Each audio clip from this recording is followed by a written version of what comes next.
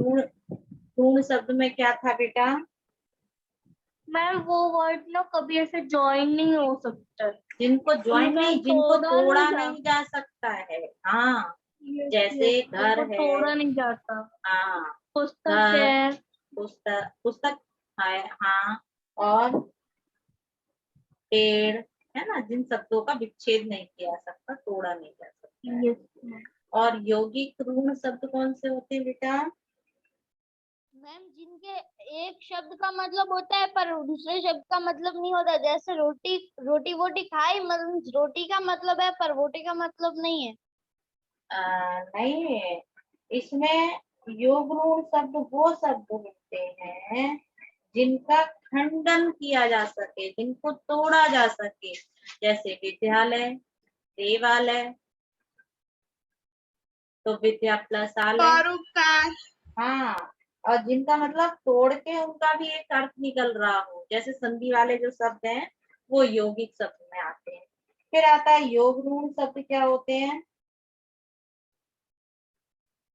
योग ऋण शब्द वो होते हैं जैसे पंकज, जिनका तो खास पंकज मतलब होता है बेटा? मैम। योगरूप शब्द वो होते हैं जिनका कोई खास मतलब हो। हाँ, जिनका जो दिया जा रहा खास है उससे कुछ अलग मतलब हो, जैसे हम कहें पीताम्बर, नीलकंठ, पवन पुत्र। तो पवन पुत्र से आपको क्या? दशानन, हाँ, दशानंद, दशानन। तो आपको पवन पुत्र से पंकज। पता चल रहा है कि हनुमान जी को बोला जा रहा है। लंबोदरा से पता चल रहा है गणेश जी को बोला जा रहा है ना। और अगर हम कहें कष्टभंजन, तो आप पता चल रहा है आपको कि हनुमान जी का नाम है। अगर हम कहें श्वेतांबरी, तो श्वेतांबरी कौन है?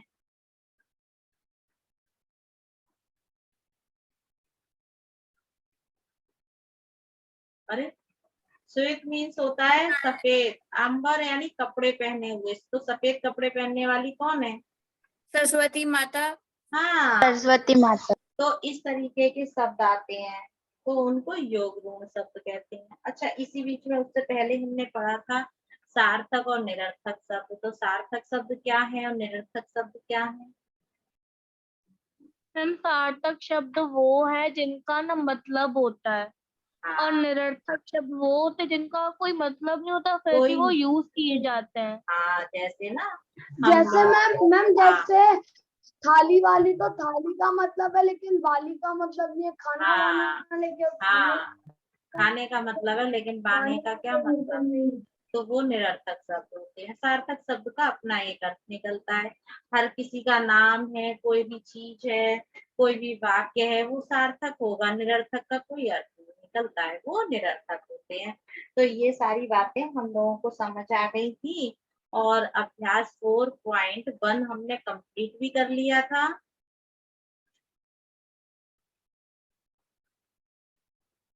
यस मैम, हमने कंप्लीट कर लिया था। हाँ, अब देखो उससे आगे मैं आपको पढ़ाती हूँ।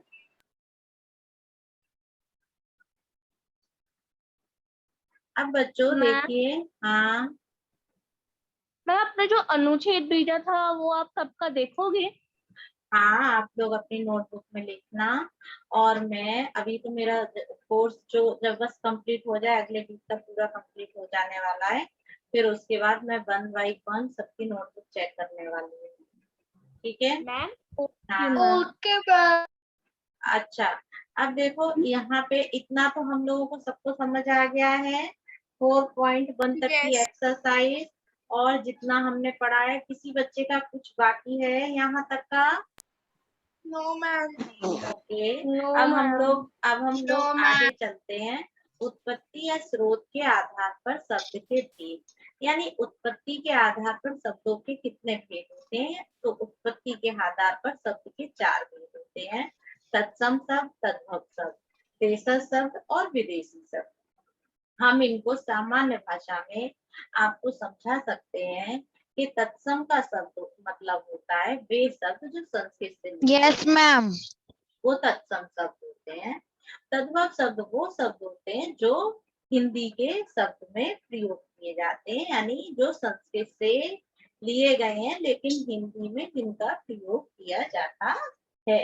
तो तत्सम वाले शब्द जो होते हैं वो संस्कृत के शब्द होते हैं। संस्कृत के वे शब्द जो उसी रूप में हिंदी में प्रयोग किए जाते हैं उन्हें तत्सम कहते हैं। तद्भव वो शब्द होते हैं जिनका प्रयोग हिंदी से संस्कृत में किया जा रहा है और हिंदी में ही प्रयोग किए जाते हैं। ठीक है, अब आता है देशज शब्द। देशज शब्द क्या होते हैं बच्चों? तो पहले हम तत्सम और तद्भव को समझेंगे। तो देखिए, तत्सम जो होता है उसका मतलब है कि संस्कृत वाले शब्द हिंदी में प्रयोग करे जा रहे हैं। तो अक्ष मीन्स आंख होता है, लेकिन तद्भव हिंदी में उसको आंख बोलेंगे। अनुष्टभ अंगूठा जिसको हिंदी में बोलते हैं। अग्नि, अग्नि संस्कृत में बोलते हैं, लेकिन तद्भव में आग हो जाएगा। अमूल्य, अमूल्य संस्कृत का शब्द है, लेकिन हिंदी में अमोल।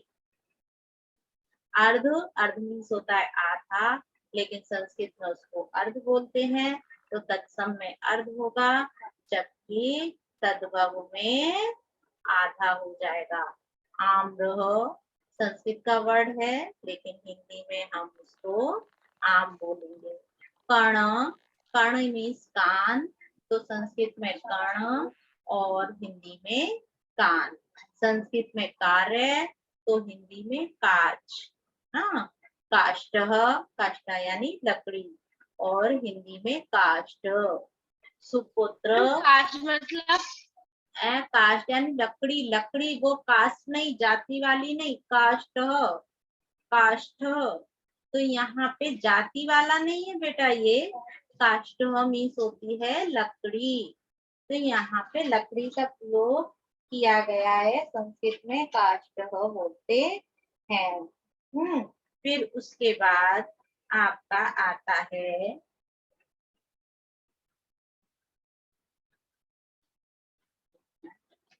देखिए इच्छु, इच्छु तत्सम और हिंदी में उसको ईख बोलते हैं। बड़ी से ईख, ईख, ईख के बारे में जानते हो? छोटा बड़ा, छोटी बड़ी ईख। तो बड़ी से हम लोग क्या तक पढ़ते आए थे? हमने छोटे जब थे तो हमने क्या पढ़ा था? बड़ी से ईख, हाँ ना। और ईख, ईख का जो फोटो दिखाते थे उसमें क्या दिखाते थे बेटा?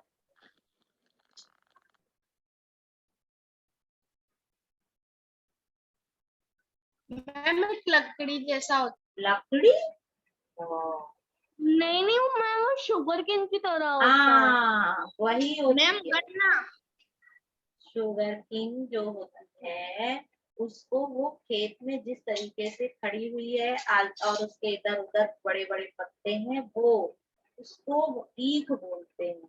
तो बड़ी से हम लोग ईख बोल रहे हैं, लेकिन तत्सम में इसको इक्षु बोलेंगे। जैसे ऊँट, ऊँट हिंदी का शब्द है, लेकिन संस्कृत में उसको उष्ण बोलेंगे।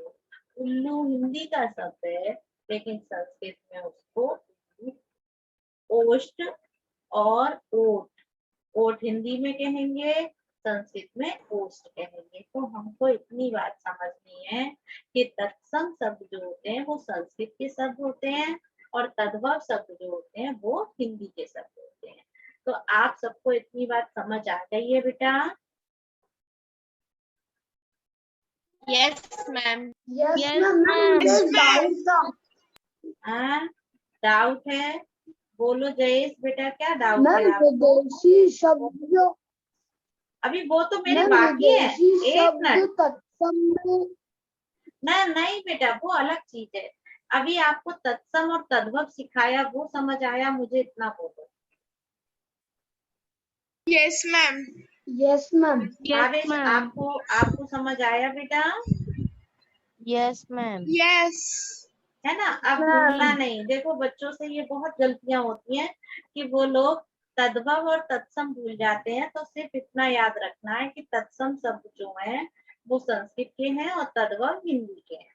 अगर मैं आपसे कहती हूँ अग्नि, तो अग्नि कौन सा शब्द है? संस्कृत का वो तत्सम है या तद्भव है? मैम शायद सत्तम। शायद, क्यों? मैम अग्नि तत्सम शब्द है। तत्सम है। और तत्सम। आग, आग आग तत्भव है। तद्भव। तो हमें याद रखना है कि संस्कृत के जो वर्ड हैं वो तत्सम में आते हैं और जो हिंदी के वर्ड हैं वो तत्सम तद्भव में आते हैं। ठीक है। अब आता है देशज शब्द। जो शब्द स्थानीय या क्षेत्रीय प्रभाव के कारण आवश्यकता अनुसार हिंदी में आ गए हैं, देशज शब्द कहलाते हैं। यानी किसी क्षेत्रीय कारण से या स्थानीय कारण से। देखो आपने देखा होगा कि हम लोग हिंदी बोलते हैं, हम गुजरात में रहते हैं, हम लोग हिंदी बोलते हैं, लेकिन कुछ वर्ड हमारे क्षेत्रीय भाषा के कारण, क्षेत्रीय भाषा में परिवर्तन है जिसके कारण हम अलग तरीके का बोलते हैं। जैसे हम ठीक है तो बरोबर बरोबर ऐसा शब्द यूज करते हैं, या फिर मतलब ये सारी ठीक शब्द को हम बरोबर या या हम ऐसा कहते हैं ना कि कोई प्रॉब्लम नहीं है तो हम कहेंगे कि बांधो नहीं, बांधो नहीं। तो ये जितने भी शब्द होते हैं वो किसके कारण होते हैं? क्षेत्रीय प्रभाव के कारण। क्योंकि हम जो भाषा का जिस तरीके से, जैसे जैसे आप जो अगर आप इंग्लिश के वर्ड ज्यादा यूज करते हैं तो आप अपनी सामान्य भाषा में भी आप उसी तरीके के वर्ड यूज करेंगे क्योंकि आपकी आदत पड़ गई होगी। अगर आप हिंदी के वर्ड यूज करते हैं ज्यादा तो आप चाहे कितनी भी कोशिश करें लेकिन आप जो है हिंदी के वर्ड यूज करेंगे। अगर इस बीच में आप क्षेत्रीय भाषा के प्रभाव के कारण गुजराती के वर्ड हम लोग बहुत यूज करते हैं ना, मेरे ख्याल से ऐसा सभी के साथ होगा। अब आप जो बच्चे घर में हिंदी भाषा वो सॉरी सिंधी भाषा का प्रयोग कर रहे हैं तो उनकी हिंदी में भी कोई कोई शब्द सिंधी वाले आ जाते होंगे। तो ये क्षेत्रीय प्रभाव हर किसी के जीवन में कुछ ना कुछ होता ही है। अब जैसे कि कोई राजस्थानी है, बेशक वो यहाँ पे हिंदी बराबर बोलता हो लेकिन उसकी कुछ भाषा वहां वाले शब्द या वो जल्दी जल्दी बोलता हो तो वहां वाला लहजा उसके अंदर आ जाने वाला है। तो देशज शब्दों में क्षेत्रीय प्रभाव के कारण हिंदी में कुछ परिवर्तन हो जाते हैं। जैसे कुछ शब्द हैं खिचड़ी, खिड़की, झुग्गी, मटका। अब जैसे माटलो, मटका, है ना। हम हिंदी में बिल्कुल जो प्योर हिंदी वाले होंगे वो मटकी कहेंगे, छोटे को मटकी कहेंगे, बड़े को मटका कहेंगे। तो अब आप लोग कुछ कहेंगे कि बहुत मोटा पेट हो गया है, और जबकि हम हिंदी में बोलते हैं मोटा को मतलब जो चीज बहुत मतलब विशाल हो, और गुजराती में उसको मोटा का मतलब कोई बड़ा हो। तो ये क्षेत्रीय परिवर्तन दिखाई देते हैं। अब विदेशी शब्द विदेशी या आगत शब्द वे शब्द होते हैं जो विदेशी भाषाओं से हिंदी में आए गए हैं। ये शब्द मूल रूप से हिंदी में ही प्रयुक्त होते हैं। जैसे आप सामान्य रूप में हम ऐसा बोलते हैं कि हम डॉक्टर के पास गए, है ना, हॉस्पिटल गए, डॉक्टर के पास गए, मुझे आज ट्रेन पकड़नी है, मेरे पास पेन नहीं है। तो ये जो पेन है, डॉक्टर है, ट्रेन है, ये सारे शब्द हिंदी के हैं क्या? No ma'am. ये सारे विदेशी शब्द हैं, या तो इंग्लिश के होंगे या अरबी के होंगे या फारसी के होंगे या पुर्तगाली, यानी हिंदी भाषा के नहीं है। मतलब विदेशी भाषा का मतलब बाहर के, हिंदी से बाहर की दूसरी भाषा के हैं। जैसे हम लोग यूज करते हैं कि बस, ट्रक, पेंसिल। हम लोग कभी ऐसा कहते हैं पेन की जगह हमको कलम चाहिए? ऐसा No, हम ma'am. बोलते हैं? नहीं बोलते हैं। क्योंकि हमारे जो है विदेशी प्रभाव है, हम जो है हिंदी में तरह तरह के जो है भाषाओं का प्रयोग करते रहते हैं। अरबी फारसी, उर्दू, तुर्की, इन सभी भाषाओं की कोई कोई शब्द हम हिंदी में प्रयोग करते हैं, उनको विदेशी शब्द कहा जाता है। अब जैसे कि हम लोग इंजीनियर शब्द का प्रयोग करते हैं, हम लोग अभियंता शब्द का प्रयोग करते हैं, अभियंता के नाम से तो कोई जानेगा भी नहीं कि इंजीनियर को अभियंता बोला जाता है। या डॉक्टर को चिकित्सक बोला जाता, हम ऐसा बोलते हैं कभी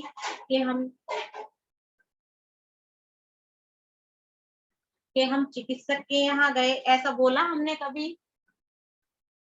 नो मैम। No ma'am. तो उसका कारण क्या होता है?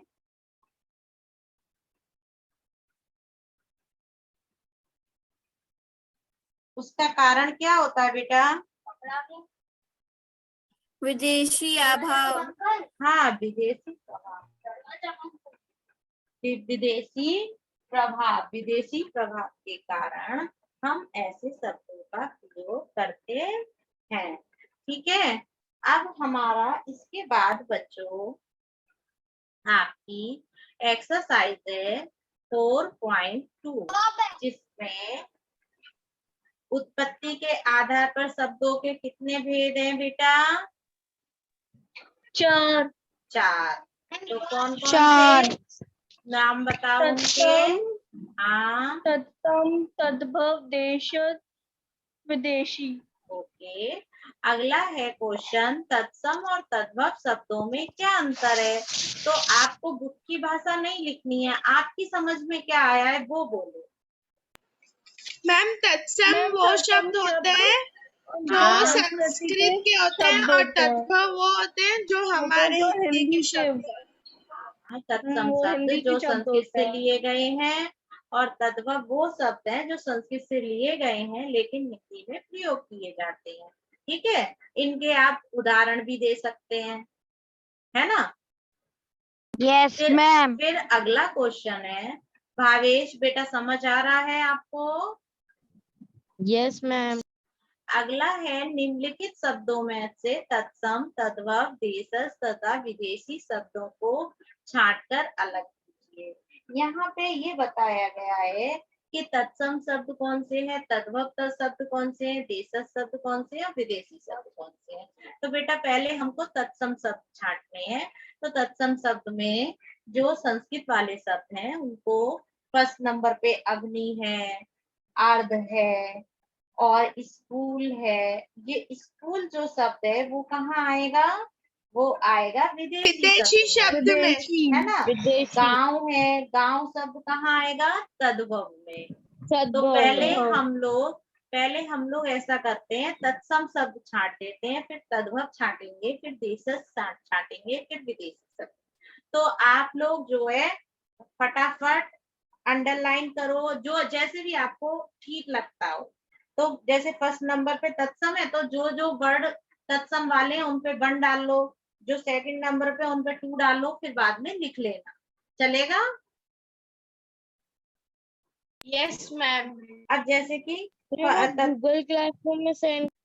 हाँ, सेंड करूंगी बेटा, क्यों नहीं करूंगी, लेकिन आप समझोगे नहीं तो क्या फायदा होगा, अब सिर्फ कॉपी मारनी है।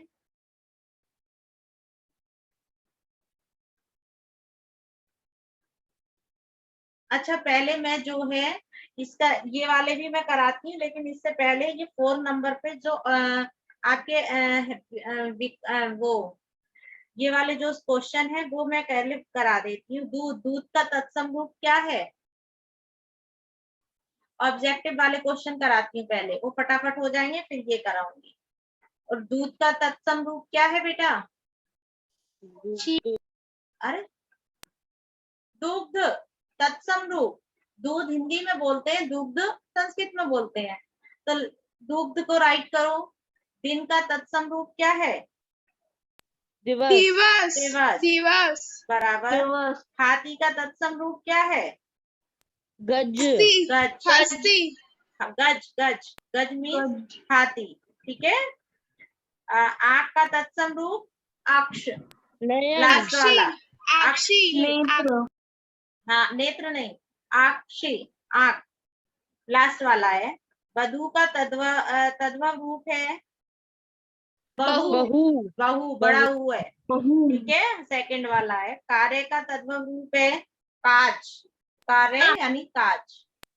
काज। मित्र का तद्भव रूप है मीत, दोस्त। ठीक है, मीत मीत मीत मीत, थर्ड नंबर। और रात्रि का तद्भव रूप क्या होगा? रात। रात, रात, रात। यानी रात्रि यानी रात, है ना। हम रात्रि संस्कृत में बोलेंगे, लेकिन वैसे हम उसको रात बोलेंगे। अब देखो बच्चों, हमारा इससे पहले वाला जो क्वेश्चन है उसको हम कर लेते हैं। तत्सम में कौन कौन से शब्द आ रहे हैं आप अपनी बुक में लिख सकते हैं। अग्नि, अर्ध, ग्रह, स्वप्न, दंत, कार्य, चंद्र, जिव्य, ये आपके तत्सम शब्द हैं। जिसका हो जाए ठीक है, मैम नहीं। एक और बार रिपीट करो ना तत्सम शब्द प्लीज। अग्नि लिखो जल्दी। अग्नि, अर्ध, ग्रह, स्वप्न, दंत, कार्य, चंद्र, दिव्य। बराबर। अगला तद्भव में गांव, कोयल, अंगूठा, लिखा बेटा। फिर लिखो हिसाब, मूर्ख, उल्लू, ईख, ऊंट, आम, कान। नहीं होगा तो मैं आपको भेजूंगी, उसमें से कर लेना। देशज शब्द में खिचड़ी, मरीच, सिपाही, शुक। विदेशी शब्द में जो अंग्रेजी वाले शब्द हैं, स्कूल, ट्रेन, अखबार। अखबार शब्द जो है वो काय का है, अरबी का है। अरबी, फारसी, अंग्रेजी जो भी है वो विदेशी शब्दों में आएंगे। ठीक है, ओके मैम। इतना समझ आ Okay, गया? सबको समझ आ गया है? ठीक है, मैं इससे आगे, अभी हमारे पास टाइम है थोड़ा, अगला वाला टॉपिक थोड़ा पढ़ते हैं, फिर उसके मैम ऐसे बाद। देशक और तद्भव शब्द थोड़े एक जैसे होते हैं, तो फिर वो पता लगाना थोड़ा हार्ड है ना। देशस शब्द और तद्भव शब्द नहीं बेटा, एक मिनट मैं आपको एक बार बताती हूँ, कोई बात नहीं। देखो, हार्ड इसलिए नहीं है। देशज शब्द में क्या कारण है, देशज शब्द प्रांतीय भाषा के कारण, क्षेत्रीय भाषा के प्रभाव के कारण कुछ अंतर हो जाते हैं। जैसे मैंने अभी बताया कि हम लोग गुजरात में रहते हैं, तो कुछ शब्दों में हमारे जो लहजा है या कुछ शब्दों में परिवर्तन होता है देशज प्रभाव के कारण। विदेशी शब्द के बारे में ये है कि उर्दू, फारसी में जो शब्द यूज हो रहे हैं, या हम ऐसा अक्सर करते हैं कि हम हिंदी बोलते हैं, लेकिन हिंदी में सारे वर्ड हम हिंदी वाले यूज करते हैं। No ma'am. जैसे मैं आपसे बात कर रही हूँ, लेकिन मैं प्योर एकदम टिपिकल हिंदी वाले वर्ड यूज नहीं करती हूँ। मैं भी कहीं ना कहीं जो है उर्दू का भी, जैसे मैं आपको बोलूं, या इंग्लिश के वर्ड हम कॉमन, हमारी लाइफ का ये हो गया है कि हम इंग्लिश के वर्ड कहीं ना कहीं यूज करते ही हैं। ऐसा नहीं है, आप लोग तो इंग्लिश मीडियम में पढ़ रहे हो इसलिए, लेकिन सामान्य रूप में भी आप कहीं भी अगर सब्जी लेने भी गए हो, मार्केट गए हो, तो वहां भी आपको एक सब्जी वाली होगी ना, वो भी आपके लिए कुछ ना कुछ, उसको नहीं पता चल रहा है कि वो इंग्लिश के वर्ड कुछ यूज कर रही है, लेकिन वो भी कहीं ना कहीं यूज करती है उन शब्दों को। हमारे यहाँ काम करने वाली आ रही है, भले ही वो पढ़ी लिखी नहीं है, लेकिन फिर भी जैसे वो ऐसा बोलेगी कि आज मैं लेट हो गई, है ना। जैसे वो ऐसा बोलती है कि कल मेरा आना थोड़ा मुश्किल लग रहा है, तो मुश्किल शब्द जो है वो भी आपको क्या लगता है,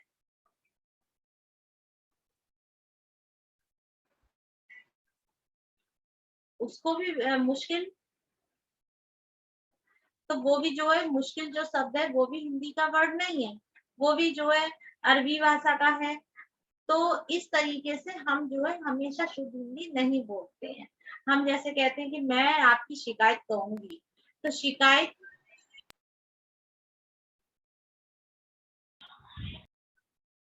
ये शब्द भी जो है वो हिंदी का नहीं है। हिंदी में शिकायत को परिवाद कहते हैं।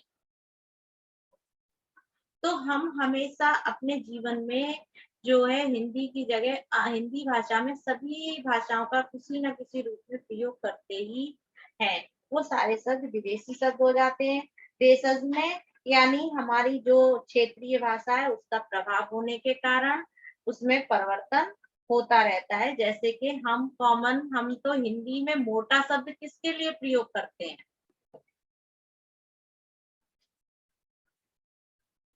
मैम जो दिखने में मोटा नो, जिसका पेट बाहर में। जो मोटा हो, है ना, उसके लिए प्रयोग करेंगे। लेकिन गुजराती के प्रभाव के कारण हम मोटा मैम वो शब्द बड़ा होता है। बड़ा होता हाँ है। बड़ा। मतलब तो बड़ा होता है। हम लोगों की भी आदत हो गई है, हम लोग जो है हिंदी में भी बड़ा शब्द का प्रयोग करेंगे, मोटा शब्द का प्रयोग नहीं कर पाते हैं, है ना। अगर हम मोटा कहेंगे तो व्यक्ति को ऐसा लगेगा कि बड़ा। अगर मैं क्लास में कोई छोटा बच्चा है, मैंने ना 4.2 का क्वेश्चन 4 कर लिया। 4.2 का क्वेश्चन 4 कर लिया, वो तो मैंने आपको करा दिया था ना। सारे क्वेश्चन हो गए बेटा, मैं आपको भेज देने वाली हूँ फोटो, आपका जिसका भी जो भी बाकी है तो वो कंप्लीट कर लेना, ठीक है। मैम आप चैप्टर 3 की एक्सरसाइज भेज दोगे एक बार?